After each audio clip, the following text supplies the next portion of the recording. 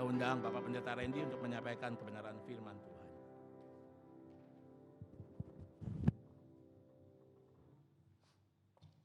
Mari kita berdoa sekali lagi, Bapak Ibu Saudara. Tuhanlah yang layak dipuji, Tuhanlah yang layak disembah, ditinggikan oleh setiap kami umat pilihan-Mu, dari yang remaja sampai yang berusia lanjut.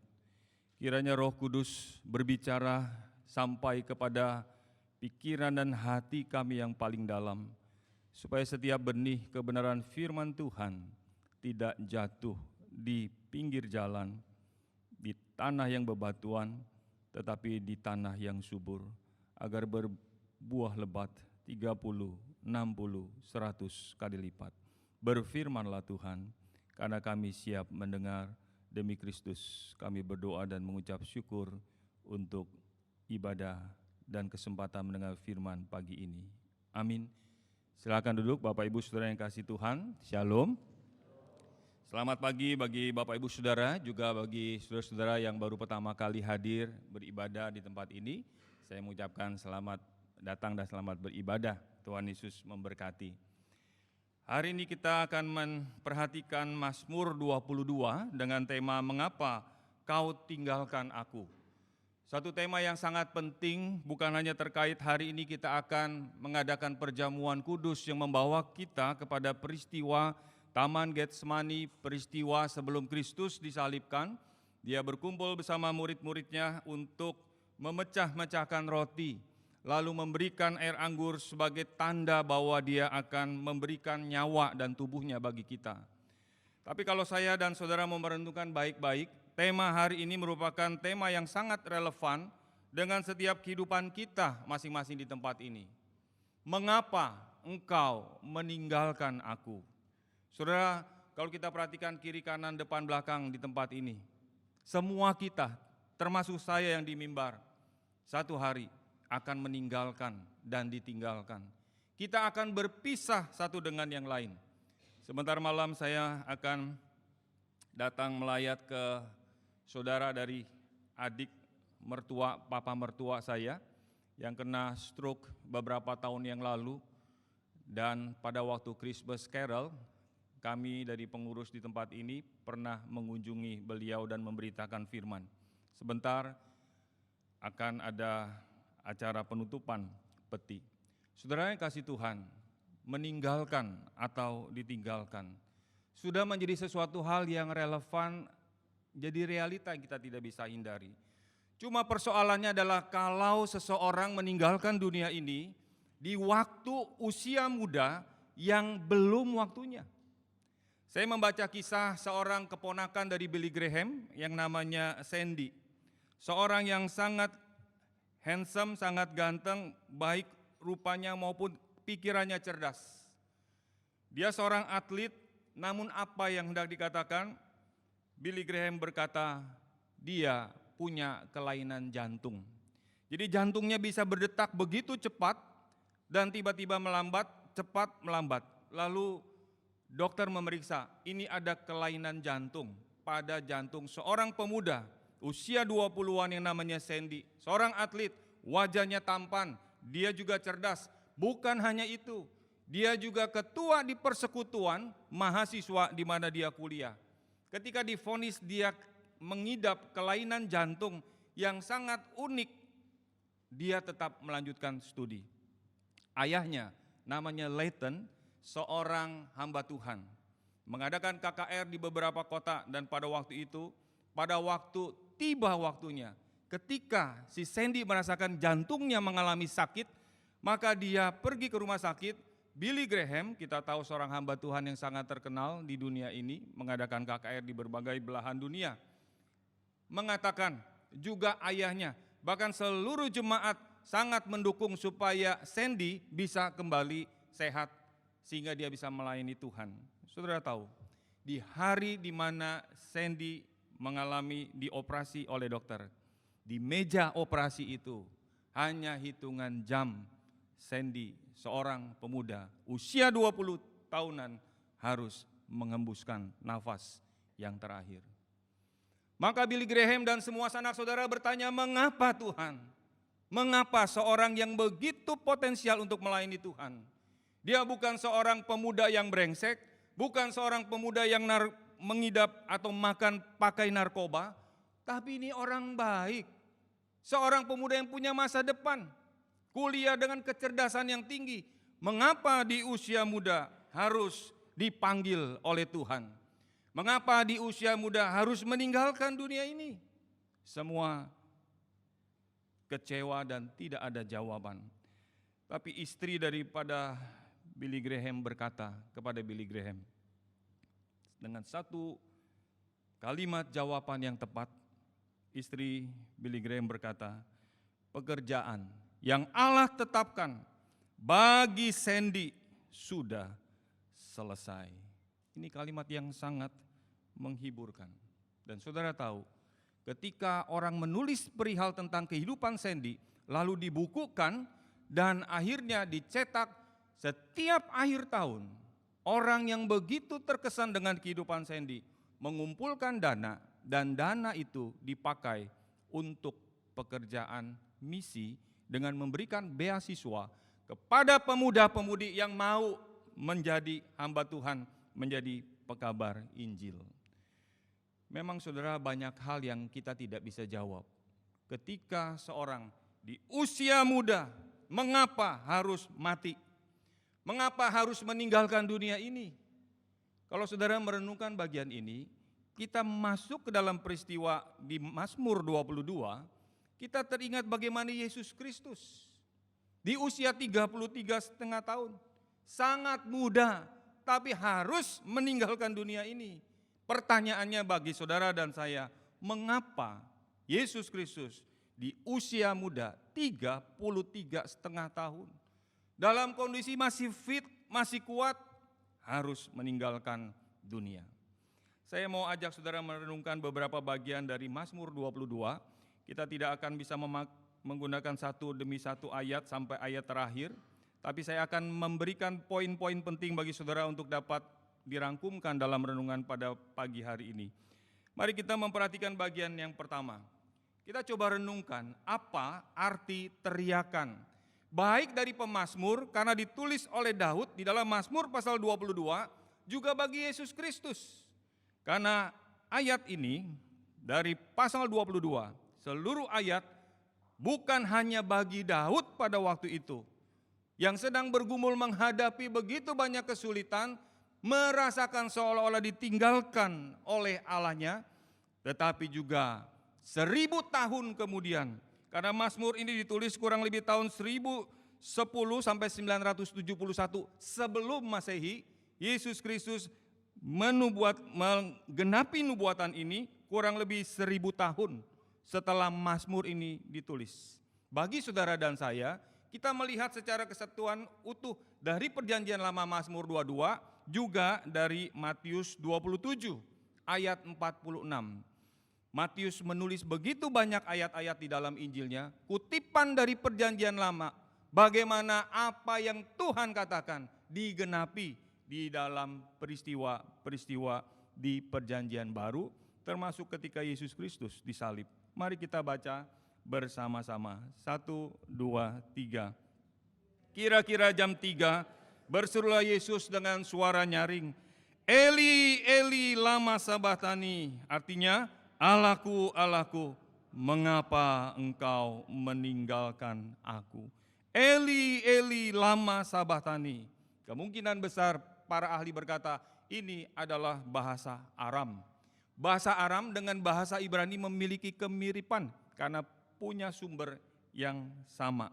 Pada waktu itu, pada waktu kalimat ini disampaikan oleh Daud dalam Mazmur 22, Daud sendiri yang diurapi oleh Roh Kudus tidak pernah berpikir bahwa apa yang dia ucapkan, Allahku, Allahku, mengapa engkau meninggalkan aku?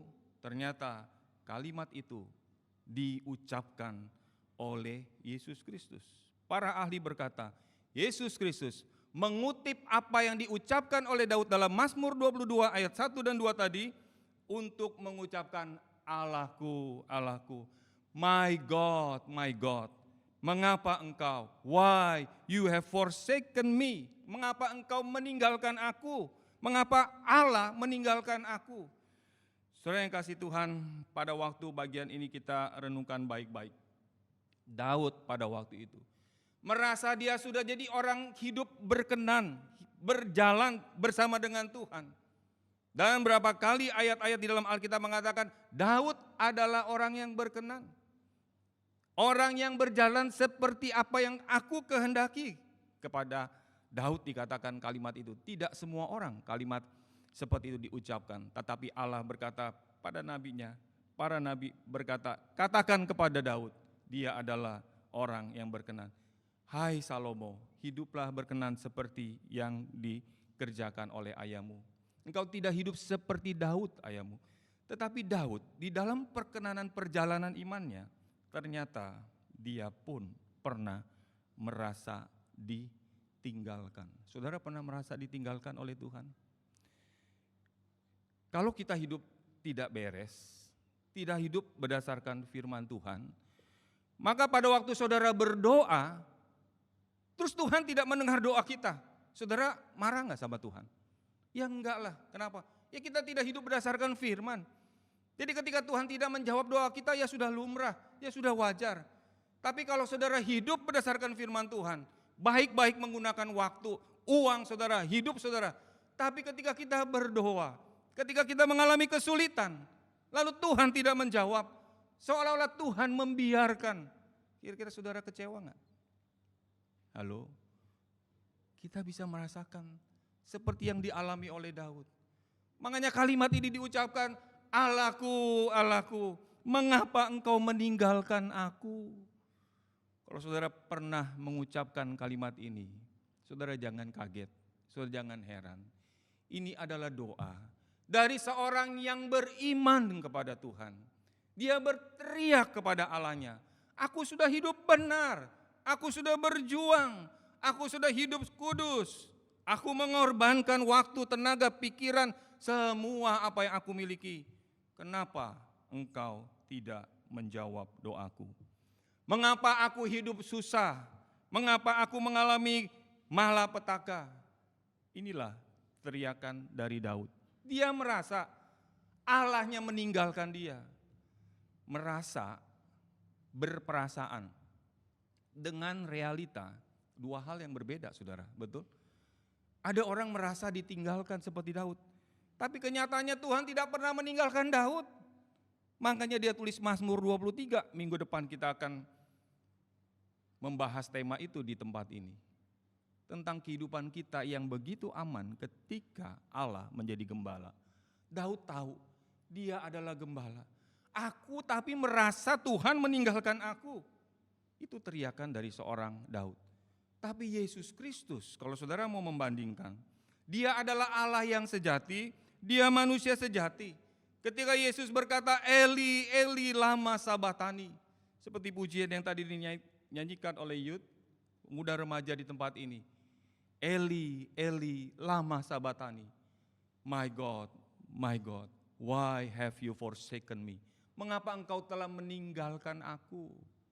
Ini bukan perasaan Yesus Kristus. Tapi Yesus sendiri benar-benar ditinggalkan pada waktu itu. Allah pribadi pertama, Allah Bapa, meninggalkan pribadi kedua Yesus Kristus. Saudara berpikir, bagaimana ya Pak memikirkan, mengerti, memahami, kok Allah yang satu dengan tiga pribadi bisa meninggalkan? Seorang teolog memberikan ilustrasi, saudara.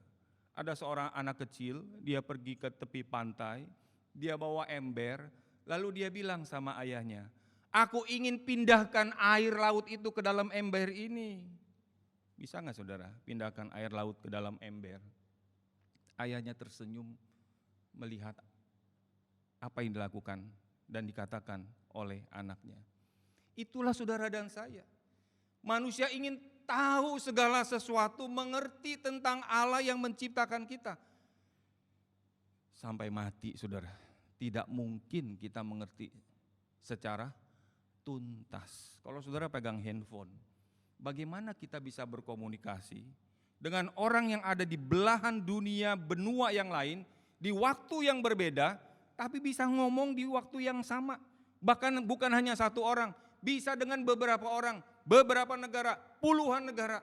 Itu saja kalau saudara pikirkan, otak kita juga nggak nyampe.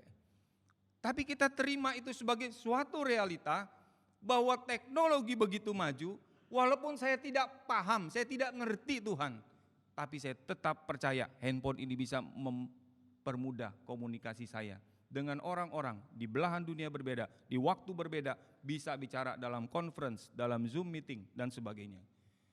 Ketika saya membandingkan bagian ini, Tuhan terima kasih. Saya tidak perlu mengerti seluruhnya. Bagaimana Allah Bapa meninggalkan Allah Anak Yesus Kristus di atas kayu salib. Tapi yang saya ngerti adalah Yesus Kristus melakukan itu bagi saya, bagi saudara. Amin. Umat pilihan.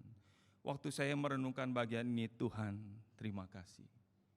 Karena Engkau sudah lahir, dilahirkan oleh seorang perempuan perawan Maria, maka Engkau bisa mati.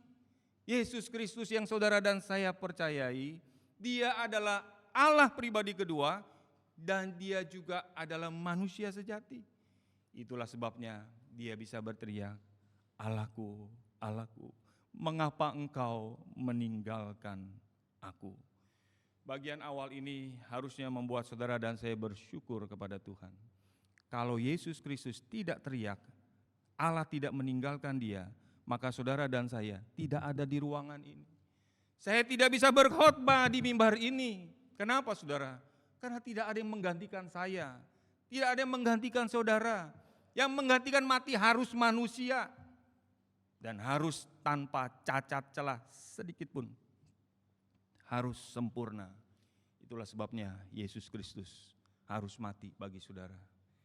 Dan hal yang paling membuat saya bersuka cita ketika seorang ahli berkata, satu hari saudara dan saya akan berjumpa dengan Yesus Kristus, dengan tubuh kebangkitan yang pernah dilihat oleh para rasul, oleh orang-orang percaya sebelum Dia naik ke surga. Yesus Kristus itulah yang saudara dan saya akan jumpai di dalam kekekalan. Amin saudara. Rindukah saudara berjumpa dengan Yesus Kristus?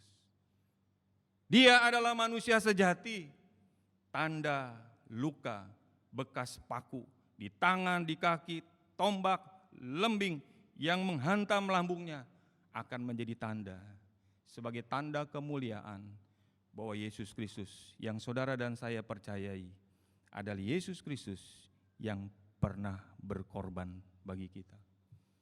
Kalau seorang ayah, dia pernah tolong anaknya dari kebakaran, lalu tangannya luka, kira-kira ayah ini malu gak kalau ketemu dengan anaknya? Gak mungkin malu. Justru sang ayah bangga, anakku, waktu kamu kecil terjadi kebakaran, tapi ayah menerobos api kebakaran itu.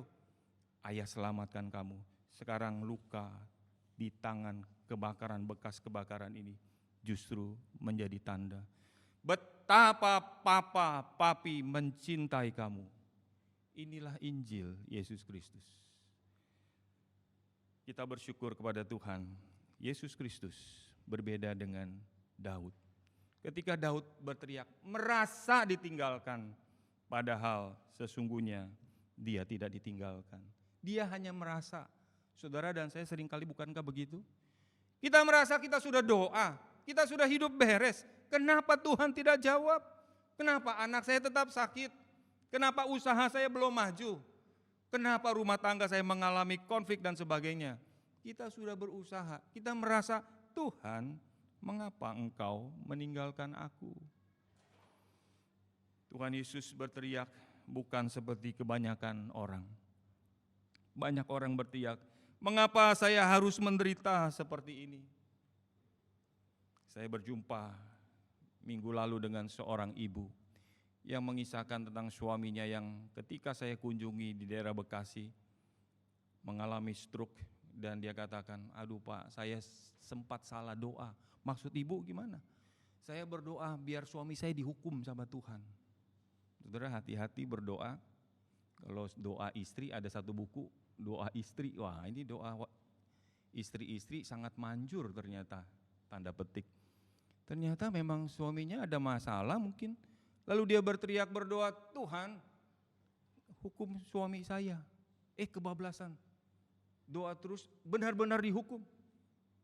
Suaminya mengalami sakit dan tidak bisa bangun dari tempat tidur. Ketika saya berjumpa, ibu ini cerita, sekarang suami ada di luar kota. Sudah hampir 7 bulan di sana, Pak Randy. Setiap bulan harus keluar biaya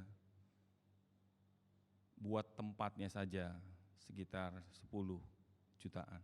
Belum dokter, belum obat-obatan. Mengapa Tuhan? Ada orang dihukum oleh Tuhan karena dosa, ada, nanti kita akan melihat. Tapi Yesus Kristus, Daud bukan seperti itu. Teriakan orang, teriakan saudara, mengapa saya harus menderita seperti ini? Ada orang berteriak, mengapa saya harus jadi orang miskin? Saya lihat tetangga saya, teman kuliah saya, dia kaya, dia enak, papanya banyak uang. Saya harus berjeri lelah, bersusah payah. Kenapa saya enggak dilahirkan di istana, di keluarga orang kaya, konglomerat? Kenapa saya susah seperti ini? Mengapa? Kalau saudara perhatikan di dalam Alkitab, begitu banyak kata mengapa yang diucapkan oleh tokoh-tokoh di dalam Alkitab. Mempertanyakan Tuhan, mengapa? Mengapa saya miskin? Mengapa saya sakit? Tapi Yesus Kristus berbeda. Nah, ini yang saudara dan saya harus pelajari. Tuhan Yesus berteriak, mengapa Engkau Allahku meninggalkan aku? Mengapa Allah meninggalkan aku? Mewakili umat manusia, umat pilihan saudara dan saya untuk sementara waktu. Dia pikul semua dosa dan kesalahan pelanggaran saudara di atas kayu salib. Itulah sebabnya keselamatan saudara dan saya menjadi final, menjadi pasti. Karena bukan kita yang mengerjakan, tapi Yesus Kristus 2000 tahun yang lalu ketika dia berteriak, mengapa engkau meninggalkan aku? Hari ini saudara, mari kita fokus. Bukan hanya kepada berkat-berkat Tuhan. Kalau Tuhan tolong saya berarti Tuhan baik. Kalau Tuhan sembuhkan saya, berkat kesembuhan, berkat ekonomi, berkat-berkat yang lain berarti Tuhan baik. Tapi kalau Tuhan tahan berkat-berkat itu, berarti Tuhan tidak baik. Apakah itu yang ada di dalam pikiran saudara? Yesus Kristus, yang hari ini kita peringati, dia berteriak, Allahku, Allahku. Bukan cerita tentang berkat-berkatnya, tapi pribadi Allah. Ini bicara tentang relasi persekutuan saudara dan saya dengan Sang Pemberi berkat. Amin, saudara. Kiranya Tuhan menolong kita. Bukan hanya kita mengucapkan Allah beserta kamu, Allah beserta saya, Immanuel, God with us. Kalimat yang bagus sekali. Tapi sungguhkah kita punya keyakinan bahwa Tuhan tetap menyertai kita? Iman kita berkata bahwa Dia menyertai kita. Ini yang pertama, teriakan di atas kayu salib. Kita tadi membandingkan antara Daud dengan Yesus Kristus. Yang kedua, antara apa yang kita pelajari, antara apa yang kita pahami sebagai pengetahuan, yang disebut dengan teori-teori, apa yang kita pelajari dari buku-buku, dari kitab suci tentang Yesus Kristus, seringkali berbeda dengan apa yang kita alami. Di dalam pengalaman kita berjalan, ada orang lulus di dalam ujian teori, tetapi prakteknya enggak lulus. Saudara kalau bisa tahu teori menyetir mobil, tekan kopling yang masih pakai kopling, masuk gigi 1, tahan dulu, ke depan, ke kiri, ke depan. Teorinya tahu semua. Lalu lepas pelan-pelan kopling, gas, nanti saudara bisa jalan tuh mobil. Itu teorinya begitu. Tapi kalau saudara tahu itu semua, tidak pernah mempraktekkan, kita nggak tahu apa-apa. Kita nggak bisa dikatakan kamu bisa bawa mobil karena kamu punya pengetahuan teori. Negara-negara tertentu ujian teorinya itu harus dipelajari ribuan soal. Keluarnya cuma beberapa soal, paling 12 soal. Tapi materinya bisa 1000. Jadi orang bisa lulus teori, tapi prakteknya belum tentu lulus. Beberapa waktu yang lalu, Kapolri sedikit menyindir tentang ujian praktek SIM, naik motor. Kata Kapolri, saya mendengar, itu kalau kamu ikutin itu, kamu bisa jadi sirkus, katanya pemain sirkus. Karena susah sekali, huruf 8, huruf apa, maka coba mau dibuat lebih sederhana, supaya tidak menyulitkan orang praktek. Sudah tahu teori, sekarang praktek. Apa yang saya mau maksudkan di sini, saudara? Tadi kita melihat bahwa di bagian awal, teriakan daripada Yesus Kristus.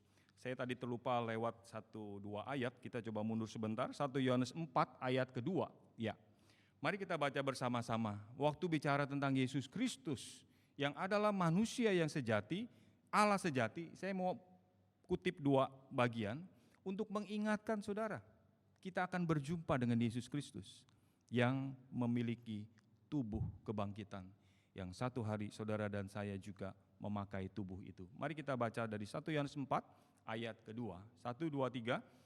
Dengan inilah kamu mengenal Roh Allah. Setiap roh yang mengaku bahwa Yesus Kristus telah datang sebagai manusia berasal dari Allah. Roma 8 ayat 29. Sebab semua orang yang dipilihnya dari semua, mereka juga ditentukannya dari semula untuk menjadi serupa dengan gambar anaknya, supaya ia, anaknya itu, menjadi yang sulung di antara banyak saudara. Saudara dan saya diselamatkan supaya satu hari kita akan menjadi serupa dengan Kristus. Di dalam tubuh yang fana ini, yang satu hari kita tinggalkan, Tuhan sudah menyiapkan tubuh kebangkitan. Amin, saudara. Beberapa hari yang lalu saya memeriksakan keadaan darah saya, apakah kolesterol, asam urat, trigliserid dan sebagainya itu baik-baik saja. Dan ternyata ya lumayan lah, cuma kurang lebih 5-10% kelebihan atau kekurangannya gitu. Tapi saya pikir sampai berapa lama ya saya bisa dengan tubuh yang sehat? Saudara bisa sehat sampai umur 100? Bisa sehat sampai umur 90? Walaupun kondisi detek laboratorium, kondisi kandungan darah saudara baik-baik saja, bukan berarti kita selalu akan dalam keadaan yang baik. Kenapa saudara? Banyak hal yang kita tidak mengerti yang bisa terjadi. Ini bagian pertama yang saya sudah sampaikan uraikan. Sekarang masuk ke bagian kedua. Kalau saudara maju ke Mazmur 22, tidak kita baca karena tadi sudah kita baca. Kalau kita memperhatikan ayat 4, ayat 6, dibandingkan dengan ayat 7 sampai ayat 9, maka Daud coba mengingat Tuhan, Mazmur 22, ayat 4 sampai 6. Dia mengingat umat Israel, bahwa Tuhan pernah mendengar doa ketika Israel berseru-seru, berteriak minta tolong kepada Allahnya, maka Allah meluputkannya, sehingga mereka tidak malu, mereka mendapatkan pertolongan itu. Namun ketika dia tulis di ayat 7 sampai ayat 9, ini mestinya, teorinya, dari perjanjian lama, dari sejarah Israel, Tuhan sudah tolong. Tapi kok aku beda? Tadi teorinya, pengetahuan dari Alkitab, mestinya kalau aku doa, Tuhan jawab seperti umat Israel dalam ayat 4 sampai ayat 6. Tapi kenapa sekarang aku sudah doa Tuhan tidak jawab? Apa yang dikatakan di ayat 7 sampai ayat 9, ketika dia masuk ke dalam pribadi dia bandingkan dengan umat Israel, tetapi aku ini ulat, bukan orang, celah bagi manusia, dihina orang banyak. Kata dihina orang banyak, despised by the people. Itu bicara tentang dia dihina bukan oleh orang luar, tapi sekadar oleh umat Allah sendiri. The people itu bicara tentang umat Israel sendiri. Orang-orang yang dulu begitu baik, makan semeja Ahitofel, Simei dan sebagainya, Siba, semua orang-orang lingkar satu yang begitu dipercaya oleh Daud. Tetapi orang-orang ini justru menghina. Kita ingat kutukan Simei kepada Daud. Bagaimana Daud telan itu semua. Dia hanya datang kepada Tuhan. biar Tuhan mengubah kutukan orang-orang ini. Dia sudah baik. Saudara, kalau di sini kita punya teman, punya sahabat, baik yang di kampus, di rumah, di pekerjaan, di bisnis, dimanapun, tapi orang-orang yang kita percayai itu, ring satu itu justru seperti yang dialami oleh Daud, despised by the people. Dia dihina bukan oleh orang yang tidak percaya kepada Allah Abraham, Ishak dan Yakub, tapi justru oleh orang Israel sendiri. Semua yang melihat aku, bagaimana saudara? Mengolok-olok aku. Mereka mencibirkan bibir, menggelengkan kepala, mencibir bibir, artinya itu dengan kalimat mengata-ngatai, menghina. Dia berkata seperti ini kata-kata olok-oloknya. Ini si Daud, ia berserah kepada Tuhan. Biarlah dia yang meluputkannya. Biarlah dia yang melepaskannya. Kan Daud percaya kepada Tuhan, biar Tuhan yang Allahnya yang melepaskannya. Sebab dia berkenan kepadanya. Bukankah engkau orang yang berkenan kepada Allah? Sekarang minta tolong aja sama Tuhan.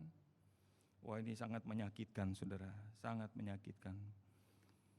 Saudara jangan heran, kalau di dalam keadaan-keadaan tertentu, justru yang menghina kita, yang mengolok-olok kita, bukan orang di luar gereja, tapi orang di dalam gereja.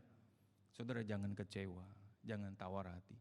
Yesus Kristus, Daud dalam Mazmur sudah mengungkapkan, dan saudara boleh menambahkan jumlah bilangan. Orang-orang, manusia berdosa, saudara dan saya, kita bisa saling mengecewakan satu dengan yang lain. Maka kita tidak boleh menggantungkan harapan kita, iman kita kepada orang yang bisa mengecewakan kita. Itulah sebabnya Yeremia berkata, terkutuklah orang yang mengandalkan manusia, yang mengandalkan kekuatannya sendiri, tapi diberkatilah orang yang mengandalkan Tuhan. Seorang pernah cerita pada saya, aduh Pak, saya pernah dihina. Kamu kan orang Kristen, kamu kan rajin ke gereja, kamu kan percaya Yesus Kristus, sekarang kamu lagi perlu uang, kamu lagi perlu bantuan, ya minta sama Yesus. Kenapa minta sama saya? Saudara pernah digituin? Ada orang yang suruh saudara, ketika kita minta tolong, kita mungkin pernah tolong dia atau saudara kita, famili kita, malah dia bilang kamu kan orang Kristen, ini pasti bukan orang Kristen. Ya kamu mintalah sama Tuhanmu. Mungkin saudara ada yang pernah ngalamin seperti itu. Harap ya kalau perlu tidak perlu ngalamin. Tapi itu bisa terjadi. Bukan hanya kepada orang luar, tapi waktu kita ada di dalam lingkaran orang-orang percaya sekalipun yang penuh kelemahan, itu pun bisa saudara dan saya alami. Ini sudah dialami oleh Daud. Mazmur 22. Ini juga sudah dialami oleh Yesus Kristus ketika dia menuju salib. Orang-orang yang teriak Hosana, Hosana, ditinggikan Allah yang maha tinggi. Tiba-tiba yang tadinya lempar jubah, Yesus mau lewat. Sekarang berteriak, salibkan dia, salibkan dia. Salibkan Yesus Kristus. Loh, tadinya Hosana, sekarang kok jadi salibkan? Kenapa begitu berubah cepat sekali?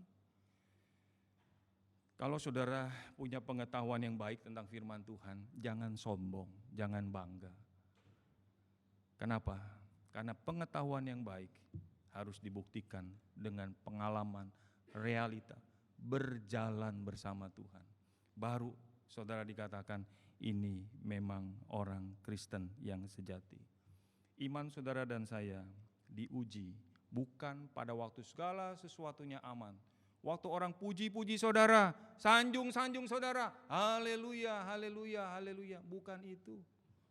Tapi pada waktu saudara sendiri di kamar, waktu saudara kecewa, saudara menangis berlutut, disitulah iman saudara. Inilah iman Mazmur 22.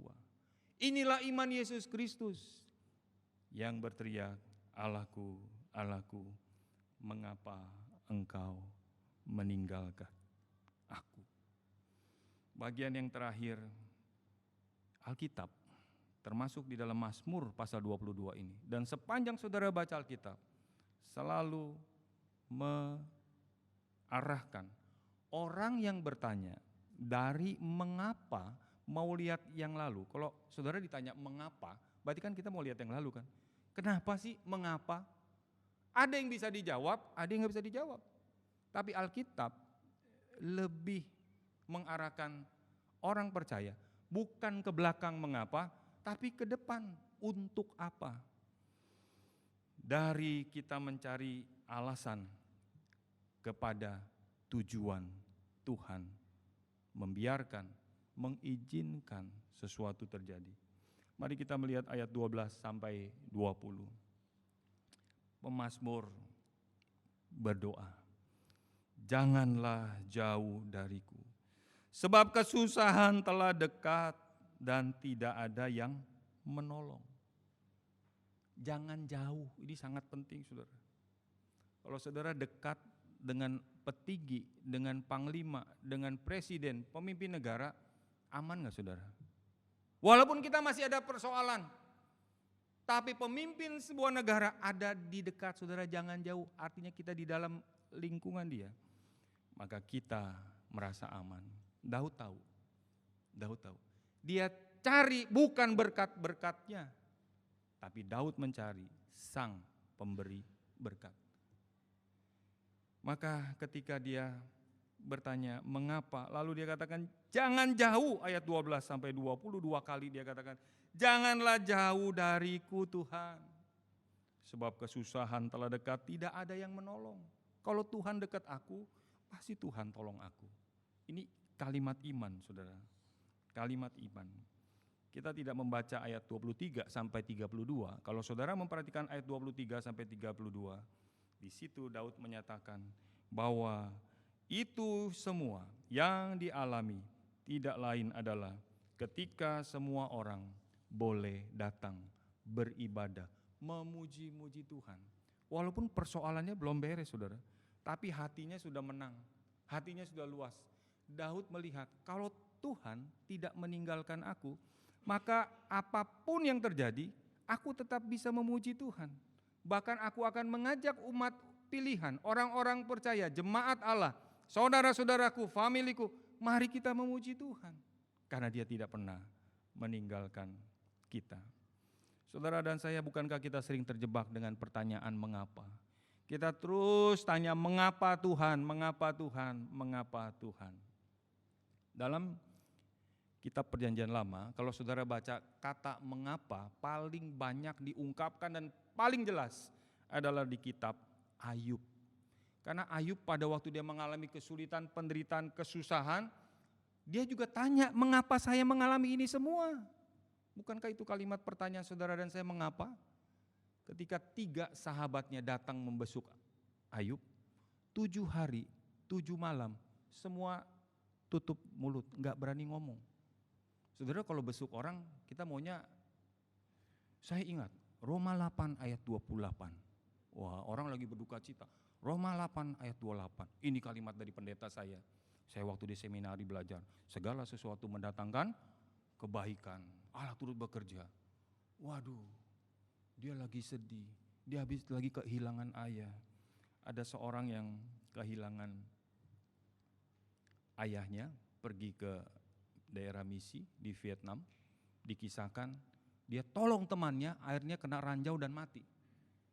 Lalu maminya cerita sama anaknya, nak, dia bilang, Allah lebih perlu ayah kamu, papa kamu. Anak itu apa? Dia teriak marah-marah, mami bagaimana sih? Tuhan memang perlu ayah saya, tapi saya lebih perlu. Bisa ngomong gak saudara? Makanya si teman-temannya si Ayub, 3 orang itu ketika ngelihat Ayub begitu susah, begitu menderita, besuk orang, jangan terlalu banyak ngomong saudara. Apalagi kalau makin susah. Makin kita besuk orang makin menderita, kita mesti kalau perlu beli plester yang tutup buat tidur, itu kan ada supaya enggak ngorok, ditutup. Diem aja, itu lebih bagus. Dibandingkan kita banyak ngomong, kita nggak tahu kesusahan kepedihan hati dia. Maka tadi anak itu teriak, tapi saya lebih perlu papi saya, kenapa Tuhan ambil dia? Saya masih kecil, masih remaja, kenapa Tuhan ambil dia? Saudara yang kasih Tuhan, masalah di kitab Ayub dimulai di pasal keempat, waktu semua ketiga sahabatnya itu, si Bildad, si Sofar, itu mulai menasehati Ayub. Betul? Elifas salah satunya lagi, dia mulai kasih argumen, mengapa kamu menderita Ayub? Mulai dia kasih tahu, karena satu, kayaknya kamu ada dosa. Walaupun kamu sudah hidup saleh, tapi tidak mungkin 100% kamu hidup saleh. Pasti Ayub ada salahnya. Betul nggak saudara? Alasannya salah satu teman, ternyata salah. Jadi semua alasan-alasan yang diberikan nanti saudara baca mulai pasal 4, semuanya salah ketika mau menjawab pertanyaan mengapa Ayub menderita. Panjang lebar, sayangnya saudara cuma baca Ayub sampai pasal 2. Pasal 3, 4, 5, 6, 7, 8, 9, 10 sampai 40-an saudara nggak mau baca lagi. Kenapa? Pusing Pak bacanya. Karena terjadi perdebatan, itu justru inti kitab Ayub. Karena sahabat-sahabatnya mulai kasih alasan, kamu kayaknya susah, kamu menderita, kayaknya kamu ada dosa deh, kayaknya kamu begini deh, kayaknya kamu begitu deh, macam-macam alasan. Dan saudara tahu, semua alasan itu ternyata salah. Demikian juga kalau saudara membaca Yohanes 9 ayat 2 sampai 3. Mari kita baca. Mengapa orang ini dilahirkan buta? Apakah karena ia sendiri berdosa? Atau karena ibu bapaknya berdosa? Yesus menjawab apa? Dia buta bukan karena dosanya sendiri atau dosa orang tuanya, tetapi supaya orang bisa melihat kuasa Allah bekerja di dalam dirinya. Ada orang dilahirkan buta, ada orang dilahirkan cacat, memang bisa karena dosa, tapi tidak selalu karena dosa, itu yang mau dikatakan oleh Tuhan Yesus. Karena orang-orang pada waktu itu pengikut-pengikutnya ini pikir kalau orang ini dilahirkan cacat pasti karena dosa, udah titik.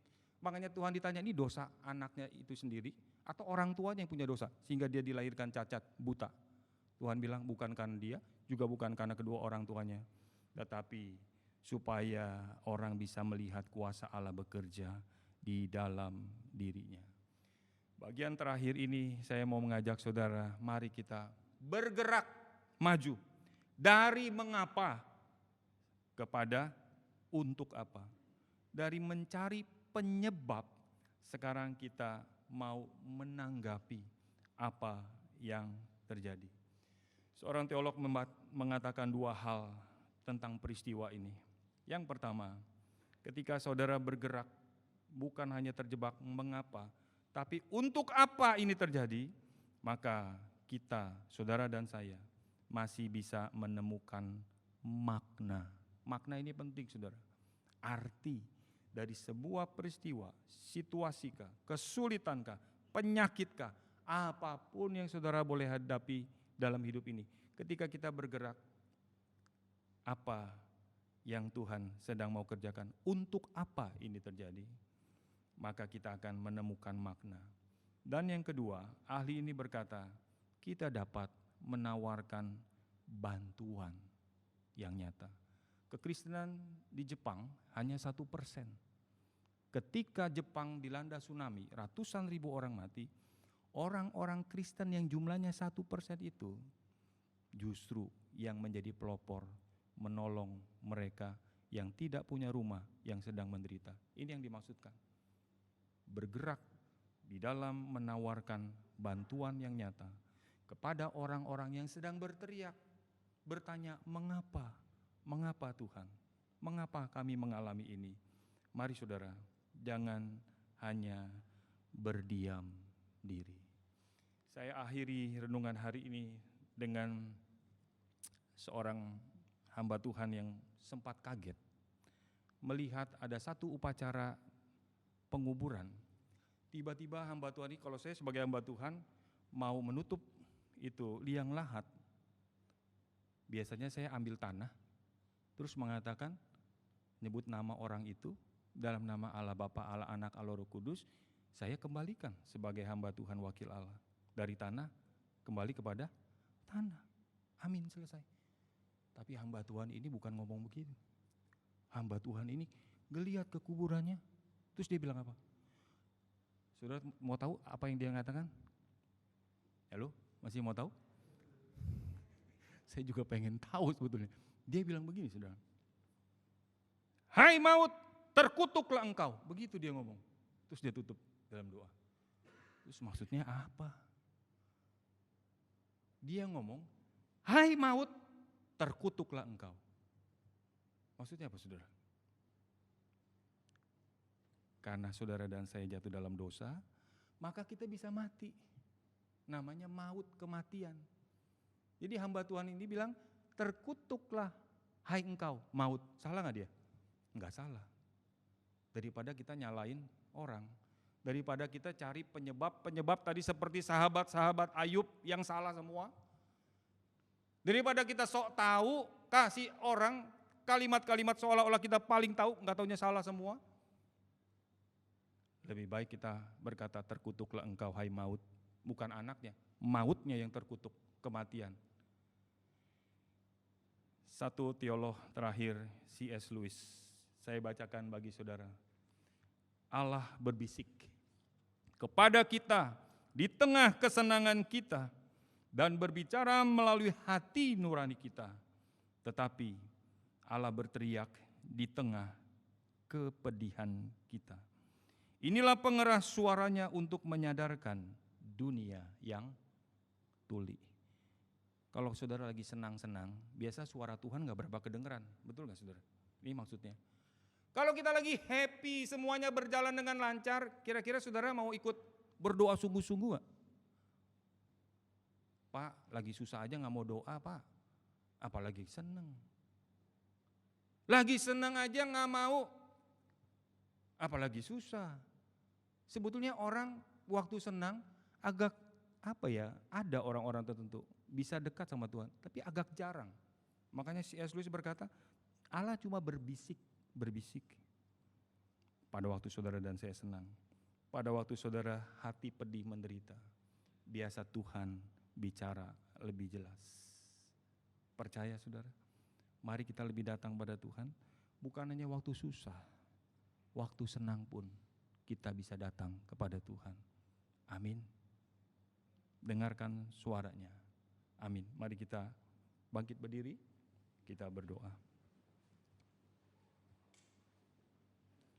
Kami sungguh bersyukur kepada Tuhan, kalimat yang Tuhan Yesus ucapkan di atas kayu salib. Allahku, Allahku, mengapa engkau meninggalkan aku? Karena engkau mengasihi kami, mewakili kami, menggantikan kami mati, ditinggalkan oleh Allah, menderita. Namun kami bersyukur lewat peristiwa itu justru kami boleh diselamatkan.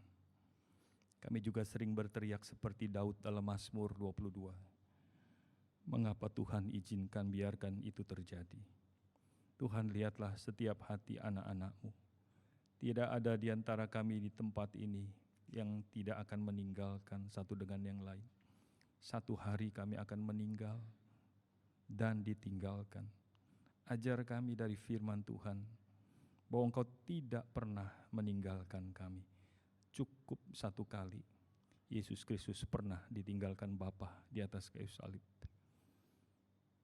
Namun saat ini Engkau ada, terus berdoa, bersyafaat bagi kami. Tuhan, biarlah Roh Kudus berbicara dalam konteks persoalan pergumulan hidup kami masing-masing. Sebagai suami, sebagai istri, sebagai orang tua, sebagai anak, di dalam pergumulan kami masing-masing. Tuhan, Engkaulah sukacita terbesar kami. Supaya akhirnya kami boleh terus memuji-muji Tuhan. Bukan hanya di sini, tapi di sana, di dalam kekekalan. Terima kasih untuk firman-Mu.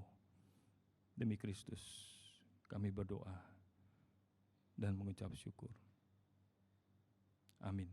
Sambil tetap bangkit berdiri, mari kita membacakan pengakuan iman rasuli bersama-sama dengan seluruh orang percaya.